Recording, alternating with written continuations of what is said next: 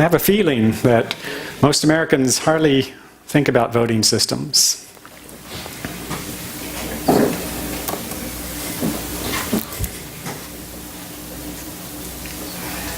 Go.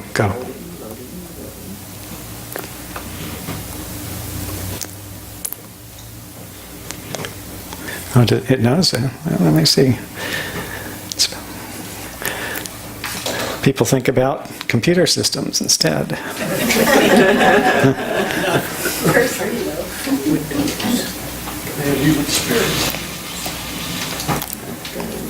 I could pull down this menu, I guess. Oh, here we go. Is that a picture of you, Jeff? Lovely tree. Go. Voting systems, yay. Okay.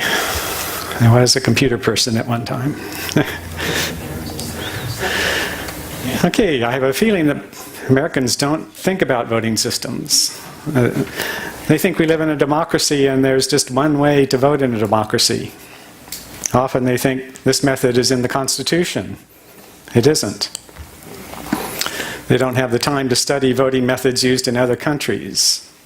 And this lack of knowledge is making us make the same mistakes over and over again. In this talk, I'm going to justify those remarks. And I'm going to show you how voting systems secretly direct the nature of our society. And I'll give some ways of fixing the problem. So first I'll begin by introducing myself. It's working. So a long time ago, I graduated from Stanford in physics and industrial engineering.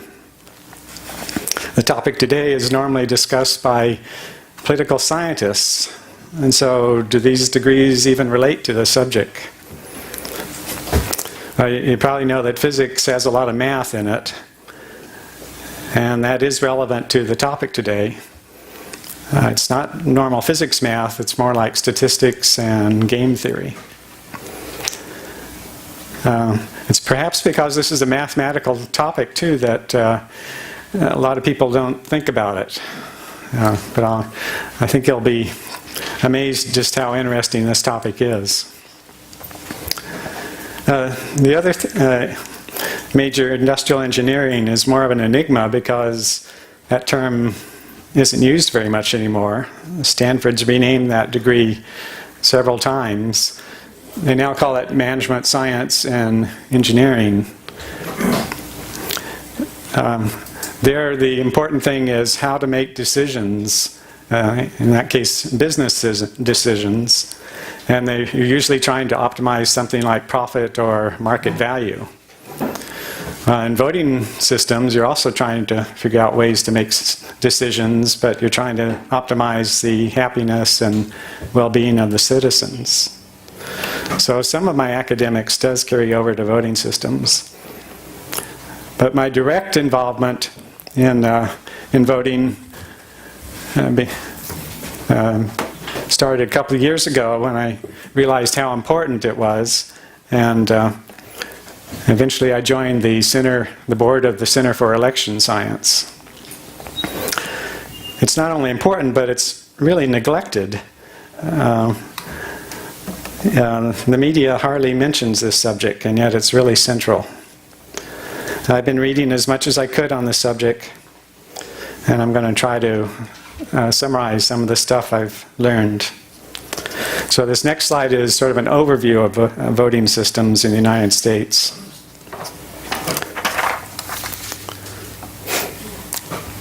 So this slide shows 7 areas of voting that we think about. I'll go down them one by one.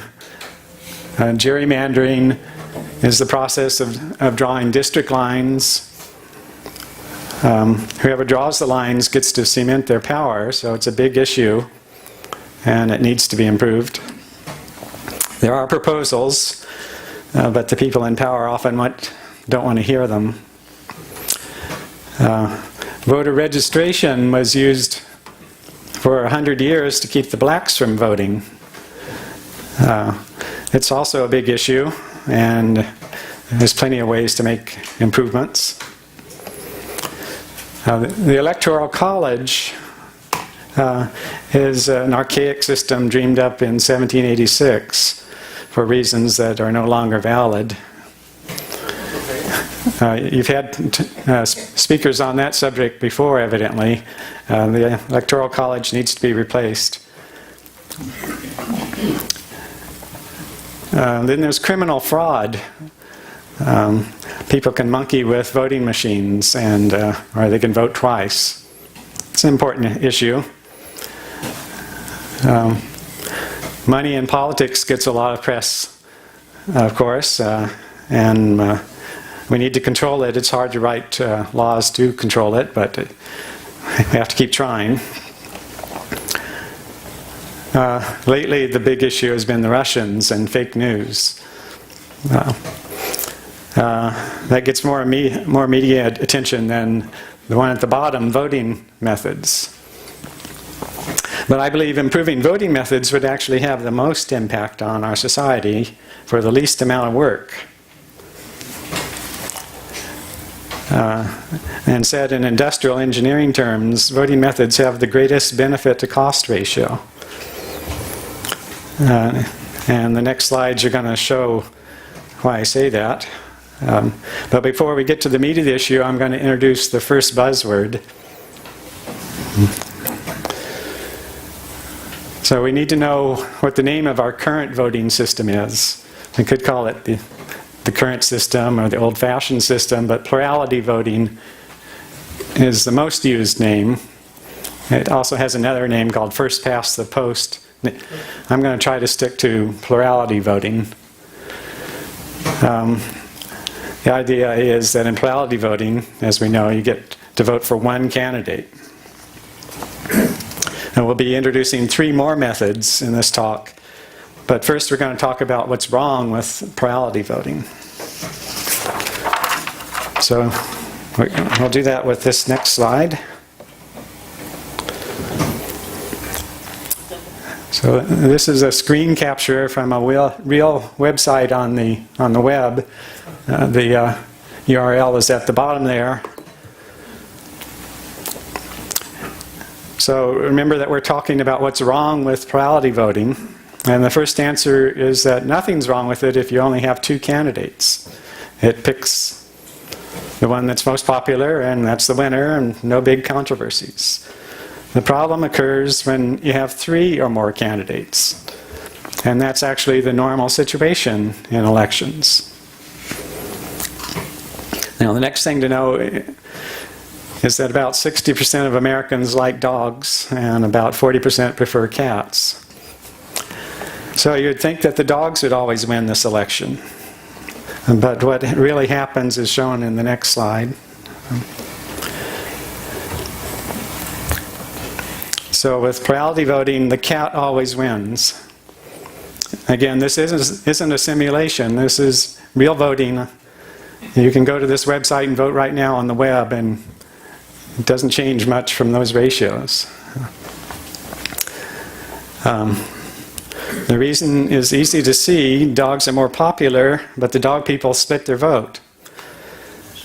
So plurality voting results in 60% of the people being disappointed and ruled by the 40% that are cat lovers. So is this a made-up situation, and does it occur in real elections?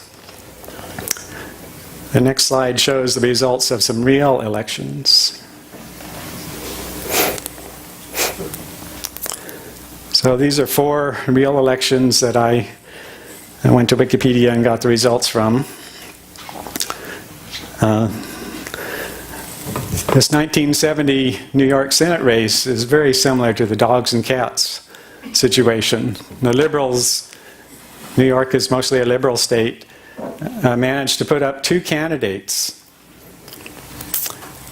And the conservatives stayed with one.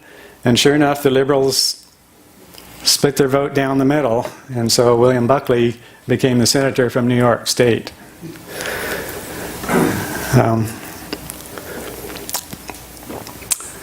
So in the next election is one that you probably studied in your American history class.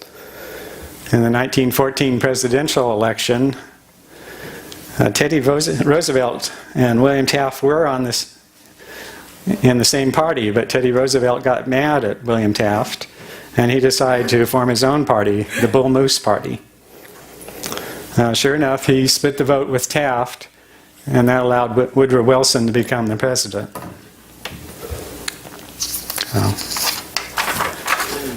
This has been going on for a lot longer. The 1856 presidential election, the issue was slavery. There's a Buchanan was the pro-slavery candidate. Fremont was the anti-slavery candidate. And then former President Fillmore stepped in with a don't care, nothing approach. He was called the Know Nothings Party. Well, Fillmore and Fremont split the vote, and that elected Buchanan as the president with only 45% of the vote. Who knows what would have happened without the vote splitting. And then the most famous vote splitting situation is the 1860 presidential race that elected Abraham Lincoln. At the time, Lincoln wasn't truly anti-slavery, but he was more anti-slavery than anybody else. And the South didn't want that. And in fact, this split the Democratic Party. Breckinridge became the Southern Democratic Party candidate, and Douglas became the Northern Democrat. But really, they were different shades of pro-slavery. And then this guy Bell formed another party and stepped in, and their platform was anybody but Lincoln, basically. So they have the election, and Lincoln ends up winning with 40% of the vote.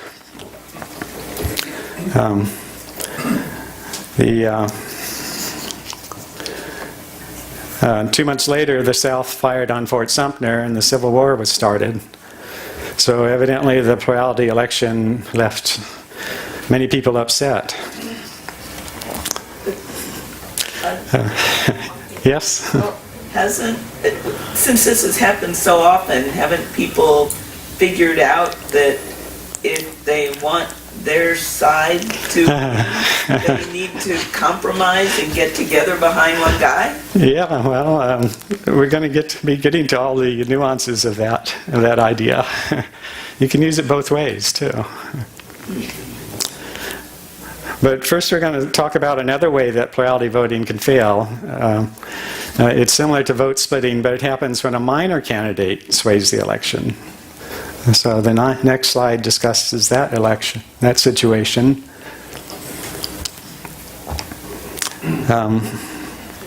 So this is called spoiling as opposed to vote splitting. Spoiling is when a candidate that doesn't have a chance gets enough votes to swing the election. It's been going on since plurality voting was invented, and clever politicians know how to take it to their advantage, how to use it to their advantage. Certainly the most memorable case for us is the 2000 presidential election, where Ralph Nader took 1.6% of the vote, mostly from people that would have preferred Gore over Bush. The GOP was very happy to see this. In our recent 2016 presidential election, there was also significant voting for third parties. In that case, it's a little harder to say which side they took votes from. But what I want to point out is not the fact that these candidates took a little bit of the vote, but the fact that Michael Bloomberg wasn't on the ballot at all. See, Michael Bloomberg's a billionaire that had the resources to run, and he was very popular and very well supported, but he chose not to run because he knew that if he did, he would just end up splitting the vote with Hillary Clinton. And so it's a vote splitting thing that basically prevents people from running. So it's worked our way into society. Don't run against the established candidates, or else you'll just split the vote, just like Roosevelt did with Taft. So that's why I call this the invisible force that shapes our society.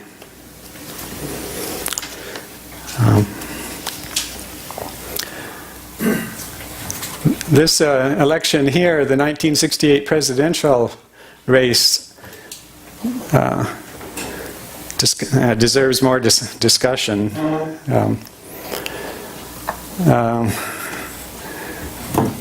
Here, George Wallace had stepped in with his own party to represent resistance against the civil rights movement. Now remember that the Democrats had been the party of the South for 100 years since the Civil War. Well, this was the first year that the Democrats did not win the South. George Wallace took the South. And he took enough votes away from Humphrey to give the election to Richard Nixon. Question? Yeah? Hold on a sec. We are recording and we need to have the mic. If you don't have the mic, please don't ask questions. Raise your hand. Beg your pardon. Is this working? Yeah. Beg your pardon. I'm just double checking your numbers on the 2000 election. Aren't you putting the highest vote total in the top row? That is, that Al Gore would be on top. That looks right, but the number following it, that would be the highest percentage on top. Right. That could be a transcription error that I made from copying over from Wikipedia. So I'm pretty sure that Al Gore did get a higher percentage than George Bush. I must have made a mistake. Okay, thank you.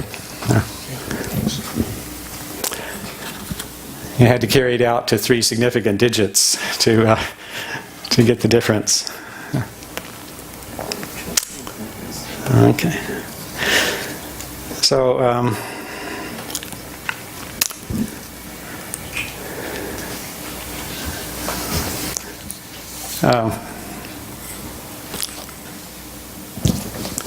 let me find out where I am here.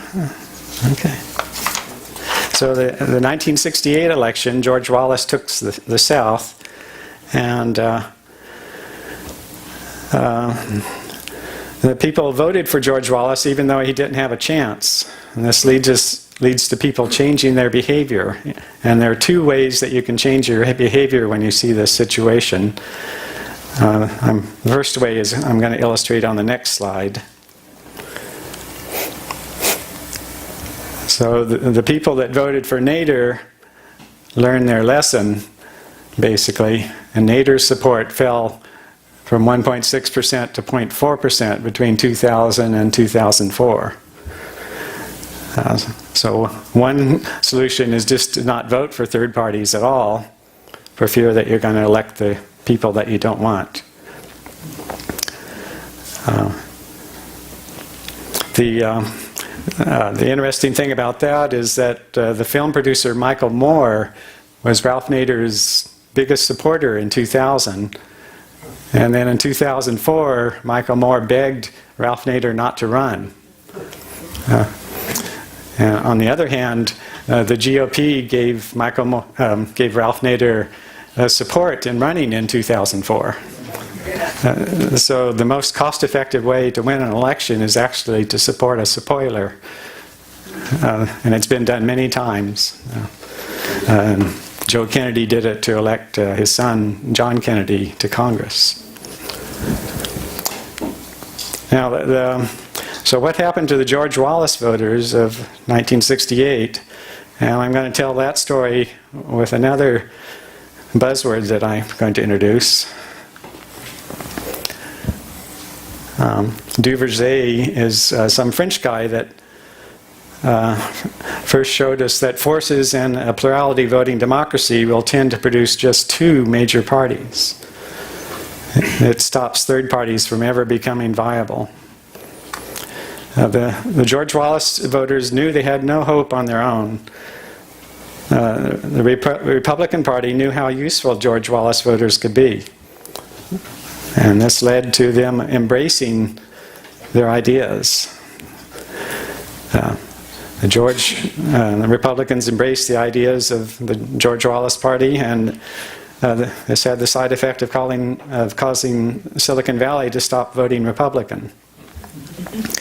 The Democrats stopped winning the South, and the party of Lincoln became the party of the South.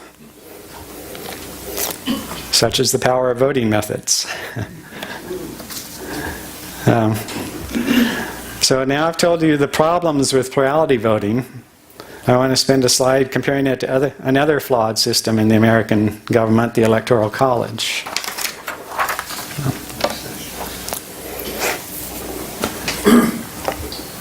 So the Founding Fathers dreamed up this idea of electing the president from a committee called the Electoral College. They thought American citizens weren't smart enough to elect the president directly. Since then, there have been 6 situations where the Electoral College disagreed with the popular vote. That's terrible, but you have to compare it with the number of elections that were decided by split votes and spoilers. And remember that the Electoral College only applies to presidential elections. Plurality voting applies to presidential elections and all other elections. Congress, Senate, governors, mayors. So I'm really glad that groups are trying to end the Electoral College. But the Center for Election Science is going to focus its energy on ending plurality voting. So that's enough explanation of what's wrong with plurality voting. The next part of the talk is on ways to fix the system. So here goes.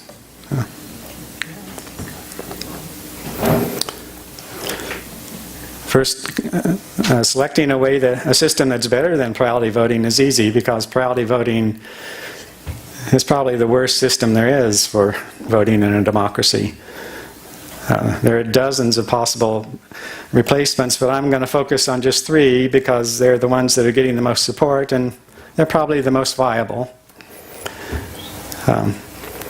They're ranked choice voting. These are 3 new buzzwords. Approval voting and score voting. So that makes 5 buzzwords for the day. So first we're going to cover ranked choice voting. And we're going to motivate the discussion with the results of the last 10 gubernatorial elections in Maine. If you go down this list, you'll find out that in only 2 of the 10 elections was there a clear winner. In the other 8 elections, vote splitting and spoiling decided the election. So in 2016, the Maine voters are fed up and passed a referendum that required ranked choice voting. The legislature, which was elected by plurality voting, felt threatened and overruled the referendum. And so the people had to pass another referendum to overrule the legislature. And on June 12th of this year, Maine held its primary election using ranked choice voting. So here's what their ballot looked like on the Democratic side.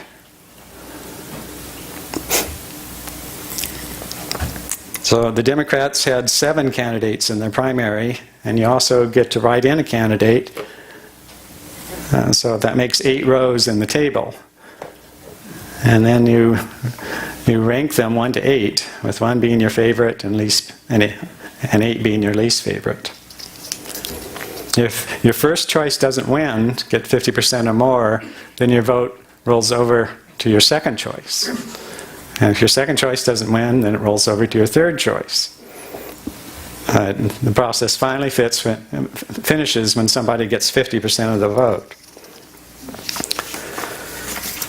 On the Democratic side, there wasn't a winner on the first round, and so the clerks continued the counting process. It took 5 days before they finished, and the winner was announced. Janet Mills got 54% of the votes. So that's nice. Ranked choice voting mostly solves the vote splitting problem, but vote counting and the speed of vote counting is not one of its strong points. Ranked choice, variations in ranked choice are used in San Francisco, Minneapolis, and a few other cities. As you can expect, politicians have opinions on it. Here's the opinions from a couple of our California politicians. So Jerry Brown calls it overly complicated and confusing. He says it deprives voters of genuinely informed choice. And then Dianne Feinstein says, I think you outright win these things. With ranked choice, you could be number 2 and win. I don't think it makes sense in an office where any degree of strength is required. That's a sound bite, but it's always fun to. My own opinion is that ranked choice is complicated, but it's definitely superior to plurality voting. It would be a good choice if there weren't any other choices. And that leads to the next method, which is called approval voting. So you're familiar with approval voting if you've ever clicked on the like button on Facebook or the internet. Liking is showing approval. An approval voting ballot looks the same as a regular plurality ballot, except for the words vote for one. They're changed to vote for one or more. The candidate with the most approvals wins. That simple change solves the vote splitting and spoiler problems. Besides the internet, approval voting is used at the United Nations, the Vatican, and for 500 years at the city of Venice. This next slide shows a list of pros and cons for it. I've got a question. Yeah. Could you go back a slide? Yeah. Yeah, you said vote for one or more. Doesn't that mean if someone votes for one candidate, he has less influence than someone who votes for 3 candidates? Don't you have to sort of weight the votes? It would seem that way, but What do you think of ranked choice? I'm not sure how to answer that with words. I'd almost need to write down numbers and show how it works. But it's the one that gets the most approvals. So, for instance, if you vote for Gore, you might vote for Nader if you approve for him. A certain percentage will vote for Nader. So, who knows what Nader's real support was? But not everyone that votes for Gore will also approve of Nader. Not everyone that votes for Taft will approve of Roosevelt and vice versa.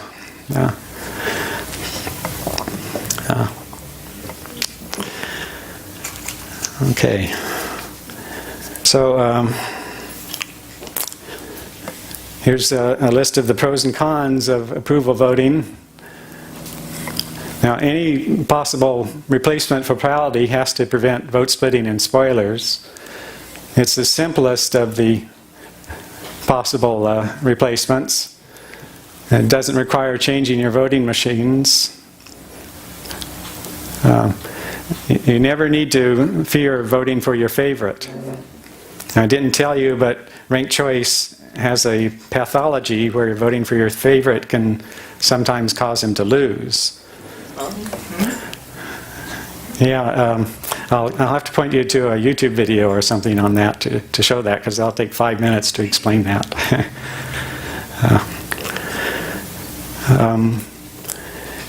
Let's see, it's really easy to count the votes. Third parties get an honest indication of what their real support is. And there's fewer spoiled ballots. The cons, it's currently not used in U.S. elections.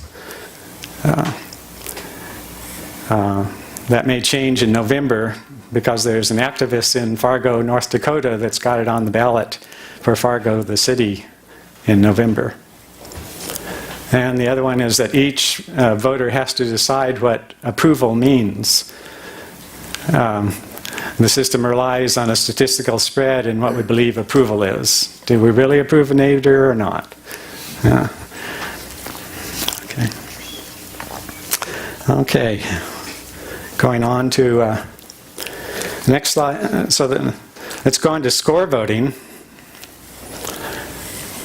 So you're familiar with score voting if you've used Amazon or Yelp. You give each thing a rating from 1 to 5 stars. That's become sort of the standard. And the one with the highest average score wins.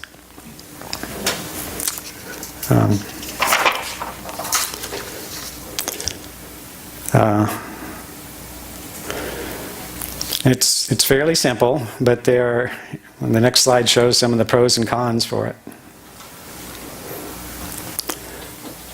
The pros are similar to approval voting. It's not quite as simple as approval voting, but it's still manageable. I listed as a con that a fringe candidate can be scored high by a small group. So somebody could get their friends to give them all 5 stars. It turns out that there are ways of getting around that problem. And another con is that it's not used in any cities currently, but it's certainly used everywhere else on the internet. In fact, in nature, bees use it to tell other bees where honey is. So it's definitely well known. That's my overview of voting methods. There's a lot I left out. We'll have a Q&A session where we can talk about those things. The next section is on how to learn more about voting methods. So for the old school people out there that like to learn from real books, here's a couple of good ones. Gaming the Vote is most readable. It has a lot of anecdotes, but it covers a whole lot of aspects of voting. It's about 400 pages, costs less than $20. Approval voting is more for the political science people that like mathematical analysis of why things work and how they could fail. Now, if you're like me, you like to learn from the internet. So here's a couple of internet resources. First of all, CGP Grey is one of the internet legends. He has millions of subscribers, and he has about 15 videos on voting methods. This one I point out the problems with first past the post voting. That's what he calls plurality voting. For approval voting, the Center for Election Science has a good one on their website. It's also on YouTube.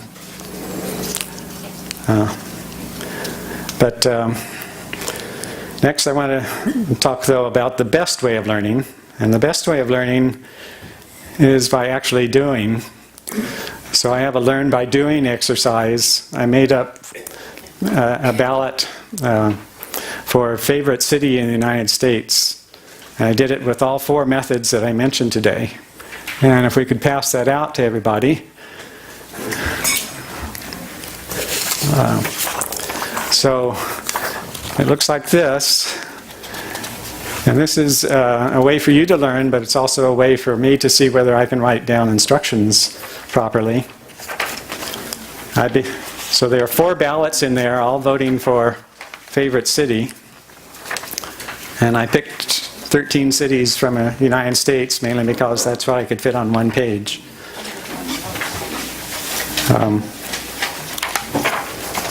I started with the California ballot as my template, and then I just modified the wording at the top.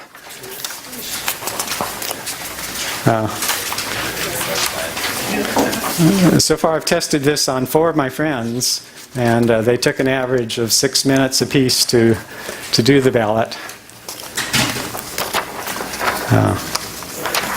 The first one you'll find is the fastest. voting the old-fashioned way.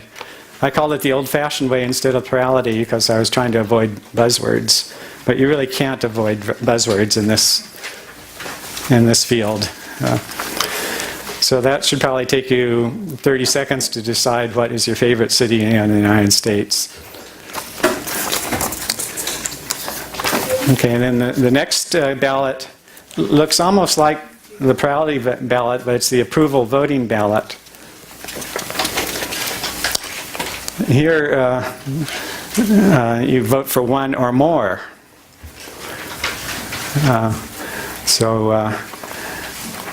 This is interesting because all four of these can lead to four different results. Notice that there's a write-in city too. So on the approval ballot, you can write in your hometown or San Jose, and then you can put San Francisco second.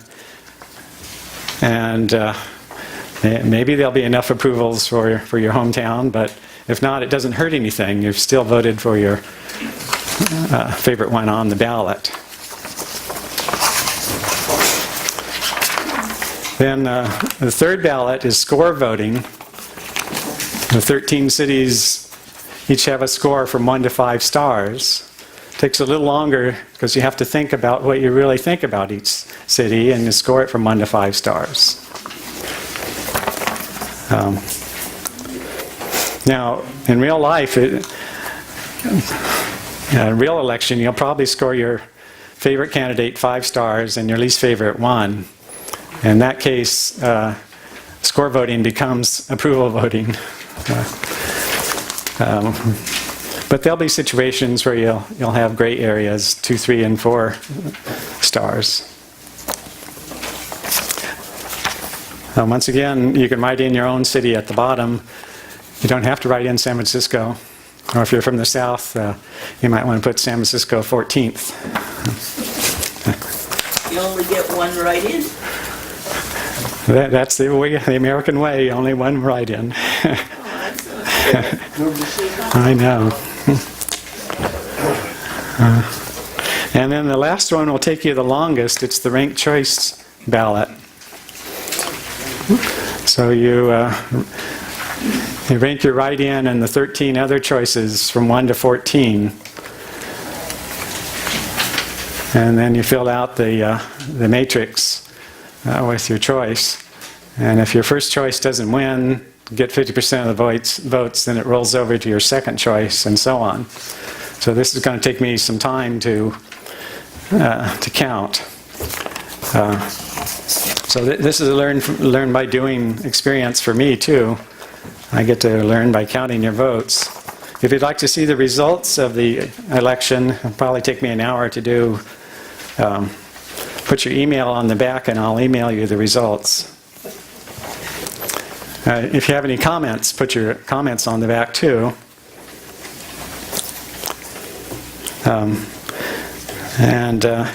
If you'd like to be on the mailing list for the Center for Election Science, put a check mark there. And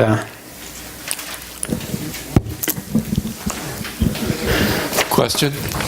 yes. Votes that are left blank, do those count as my lowest, least favorite, or is that a null vote that defers to the other voters? On which ballot? On ranked choice or on score voting? So on ranked choice, if you leave a rank blank, then the counter won't know what to do. So that's the same as not voting.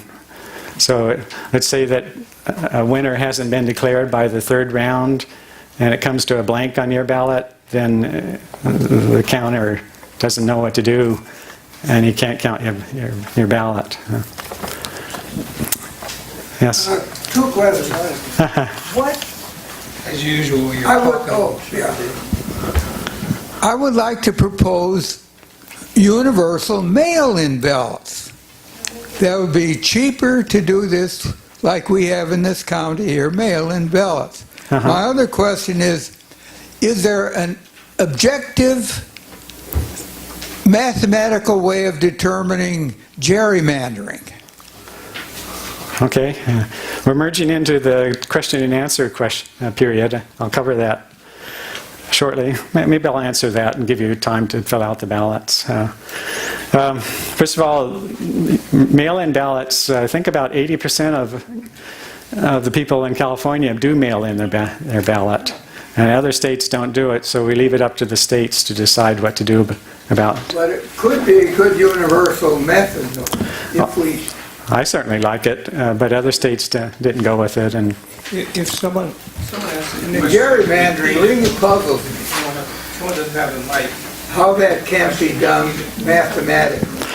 Is that possible? yeah. Okay, that's off to another subject, gerrymandering. There are proposals, but it gets complicated, and that's why we're focusing our effort on changing the voting method. If we get that changed, then maybe we can talk about gerrymandering. It's also a big issue. I'm glad that there are groups that are working on that. But finally, though, I have a slide on how to get involved in this subject. Oh, well, we're going to go to question and answer period very shortly. Yeah, no, we changed the subject, and that made me forget what I was going to say. So. Okay. The Center for Election Science is the way that I recommend to get involved with this. You can either like them or donate money to them. Some of their flyers are on the front here, and their website is shown at the bottom there. So that's all of my prepared talks. Thank you.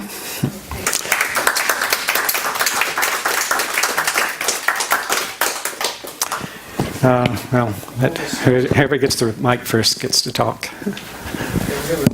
It's working. Oh, first I wanted to ask, for each of these ballots, what are the ways to make an invalid ballot? What are the rules that you shouldn't violate or your ballot will be invalid? And it's different for each of them. Right. Certainly with the plurality ballot, it's voting for more than one, or making an illegible mark. For the approval voting ballot, you can vote for more than one. How could you make it invalid? If you vote for all of them, that would be equivalent to not voting at all. So that's just wasting your ballot. Then score voting. Giving two the same score?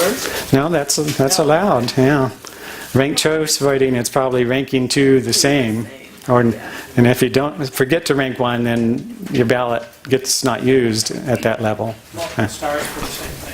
Could we please wait for the microphone before we talk? Okay. Yes? Your comments on top two. You mean our California primary? Yes. Yes. Boy, that was so painful to see that, where you just vote for one and yet they choose the top two. The simplest choice would be just to allow you to vote for two, but voting for as many as you want would be even better, approval voting. So anyway, the way I would describe top two is it's a plurality vote with a simplistic top two runoff. And I don't see that runoff helping the outcome any. Right. That's a whole other subject that's interesting. We instituted primaries mainly to stop vote splitting, so we get it down to two candidates. Well, do we really need primaries? Well, they do sort of get us going and thinking in the election terms, so they have some value. But it's definitely going to change if we get rid of plurality voting. Yeah. Hi, good morning. I found it interesting, the principles of adult behavior on our tables today, and I'm glad we're in compliance with number 13. Never lie to anyone for any reason. Lies of omission are sometimes exempt. Voter registration. Sometimes we do our research, we don't get all of the facts right. you only said that it was to keep blacks out. I think there's some omission there. The Electoral College, you said, was people weren't smart enough. I guess you didn't come across the research about the discussions about the balance of power between the small and the large states, but that omission's okay. You talked of Nader as a spoiler, but when you talked about Bernie, I didn't hear the spoiler word. Yeah, Bernie would, if he had been on the ballot along with Hillary, that would have been a split vote. And so that's the whole reason for parties, is that they're trying to unify behind one candidate and avoid splitting the vote. I am really against mail-in voting. I think people vote before all the information's in, like even a month ahead, when there's a lot of stuff that comes up afterward and it's too late for them. Mm-hmm. It's easier to round up people, like, bring all your ballots to our church and we'll just fill them out. And it's the one place where you go to vote is the one place you actually come in physical contact with the government. And this would be the end of that. You would no longer see your neighbors and, that part. So I have a lot of objections to. It's easier to fill out other people's ballots also. Okay.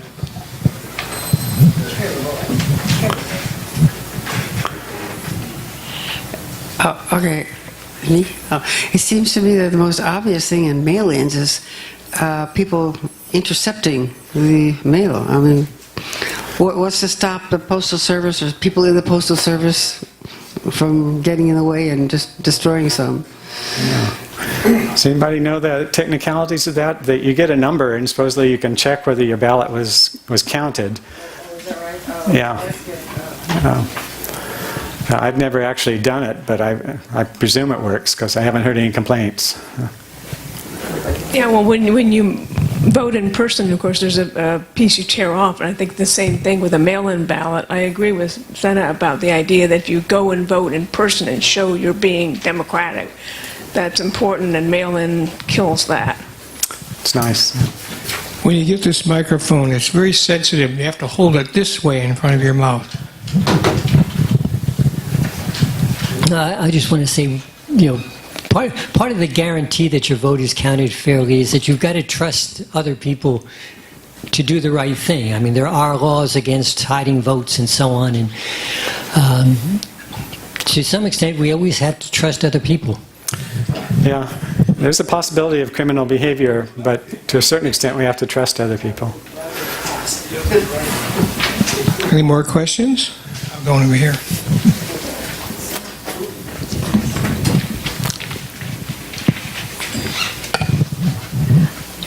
I'm impressed with the Center for Election Science.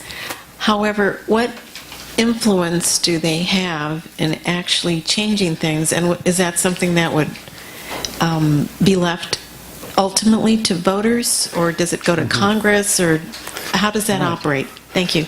Yeah, so they're just a group of people that are trying to put information out there.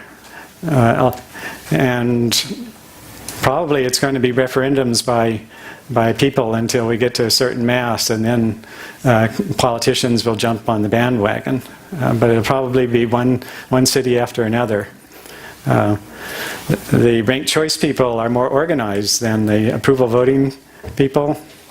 And so they've got 4 or 5 cities already to jump on the ranked choice bandwagon, which is an improvement. And can't complain too much, but approval voting's easier.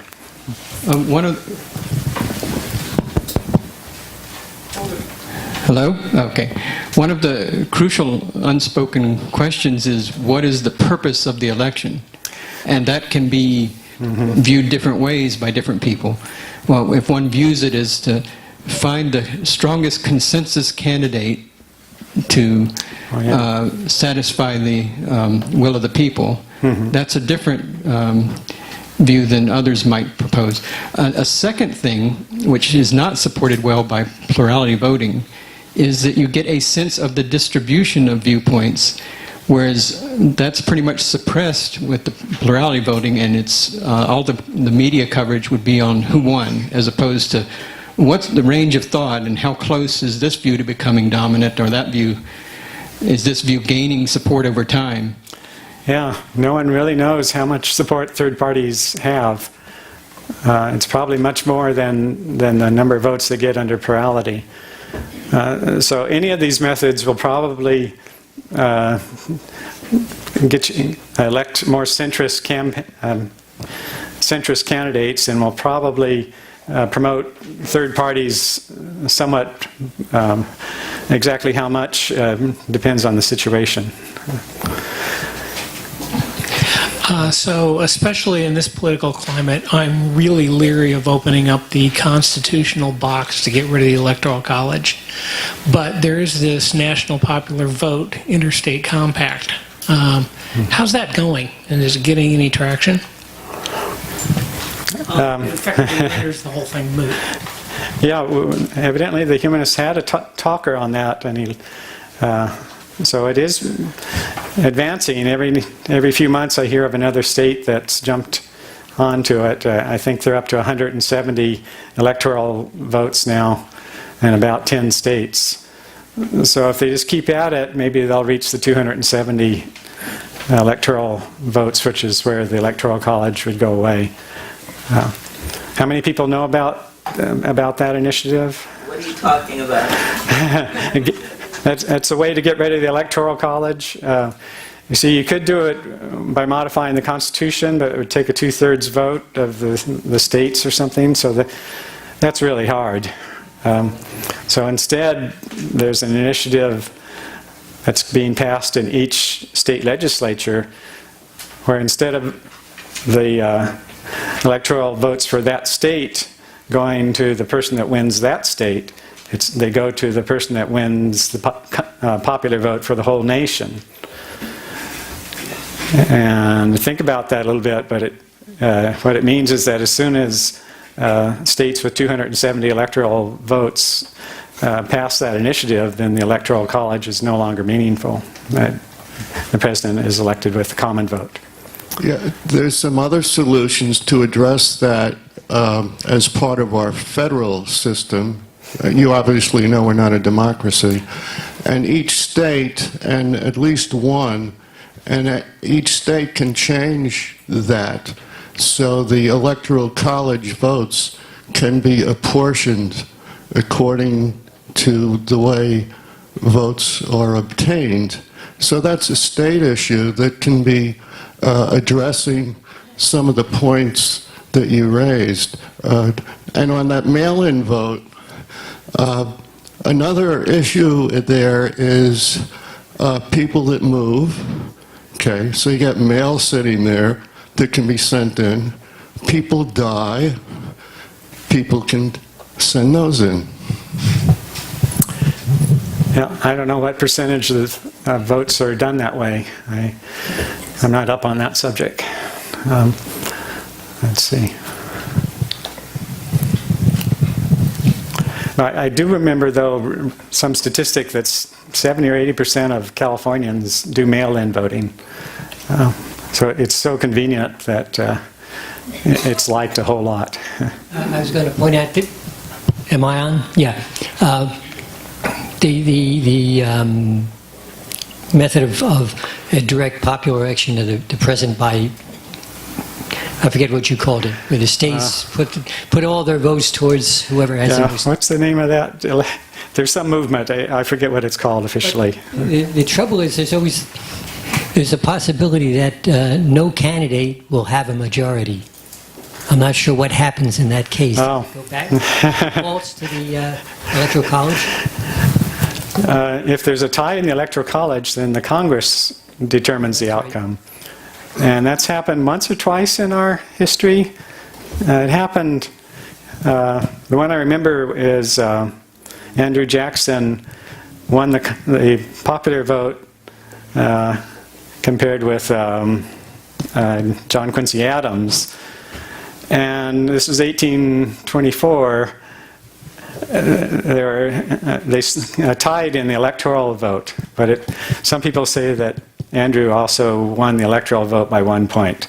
But they decided at the time to decide the election in the Congress, and so John Quincy Adams became the president instead of Andrew Jackson. History is quite interesting. Could you give some examples? Yes. Can you give some? This is not working well. Can you give some? Yeah, it must be on and off. Is the switch on? It's on, but there's not a good connection. Now is it working? No. Adequately. Can you give some examples of different methods of voting in Europe and what the outcomes have been?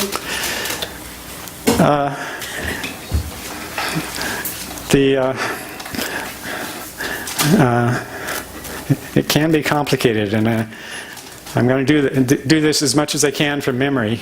But the one I remember mostly is Australia and New Zealand, which have a ranked choice voting system of sorts. But it's not so simple as that, because they also have proportional representation in Australia and New Zealand.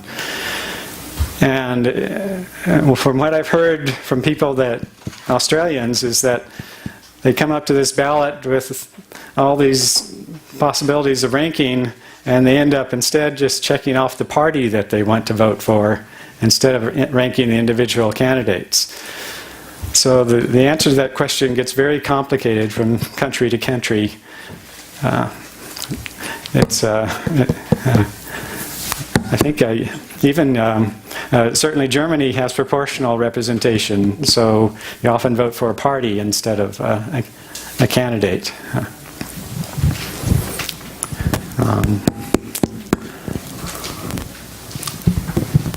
Well, would that, you said if you didn't do it just right, your vote wouldn't count. Would if they did that, then their vote wouldn't count? No, and so they have what's called above the line and below the line voting. Most of them are too lazy to rank every candidate. It takes too long, so they just check out, I'm with the Conservative Party or whatever parties they have down there. And then then that party decides on the candidates that it's going to put in the legislature in proportion to the number of votes it got. So if it got 30% of the votes, it gets 30% of the seats in the legislature. They're pretty happy with the system. Australia and New Zealand, by the way, they became democracies around 1850, 100 years, 50 years after the U.S., so they basically had the U.S. to learn from. And they all adopted slightly different ideas.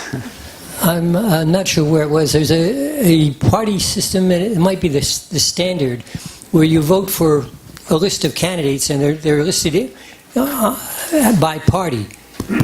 So when they total the votes, the first thing they determine is how many members of this party go to Congress. And within the party, it's by vote. So it's a little bit of a combination of the two. Okay. Also, my understanding, I may be wrong, but I think in Israel, every member of the Knesset is elected at large. It's the entire country that votes. There are no regions. Okay.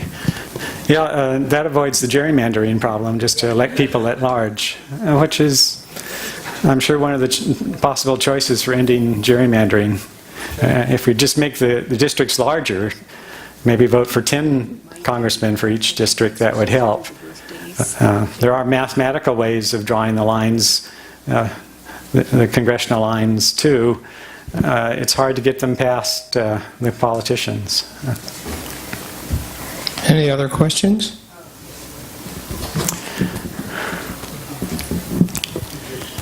I'm trying to understand the California primary system. If I'm not mistaken, they just merged both parties together. Is that right? You could be either party, so that was what method was that? What method of voting was that? Yeah. So I always like to shock people by saying that I'm a registered Republican, which I am, because I registered back when you could only vote for the party you were registered for, and it was more interesting to vote on the Republican primary than the Democratic primary. Well, that, if you think about it, that doesn't make any sense. You can only vote for one. So about 4 years ago, California said, we're going to put them all on one list, and you just vote for whoever you want, Democrat, Republican. You don't have to say what party you're in. And we're just going to take the top two, Democrat, Republican, or Democrat, Democrat, or Republican, Republican, or Libertarian, Libertarian, and pass them through to the official elections. And it got the name Jungle Primary. And we ended up with 27 people running for governor on our ballot, because you got all the Republicans, all the Democrats, all the Libertarians, all the Green. It's fun. And you vote for one. You don't even vote for two. So is there an option to vote for Democrat? Okay, Senator, let's... Everybody says what their party is. This will be the last question, by the way. We're hitting the end of the mark, so... You might have mentioned this in your talk, and I'm not sure, but when I was doing your ballot on the ranked choice by city, I'm a really impatient person and a non-linear person. And it was just so hard to make the decisions that I started out 1, 2, 3, 4, 5, and then I started working backwards 14, 13, 12, 11. And then when I got down to the bottom, I realized that number 14 was the write-in, which I didn't have, so I gave a 14, but I didn't have any middle ones. So the point is, what would have happened if that had been a real ballot? Would they have just thrown the thing out, or?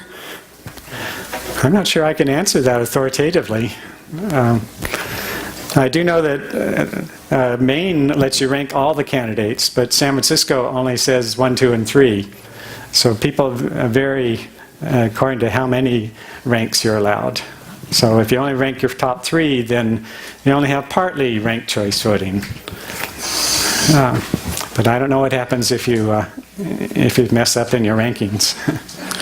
I'm going to learn a lot by counting these ballots. Okay, so why don't we give a speaker a hand for his presentation?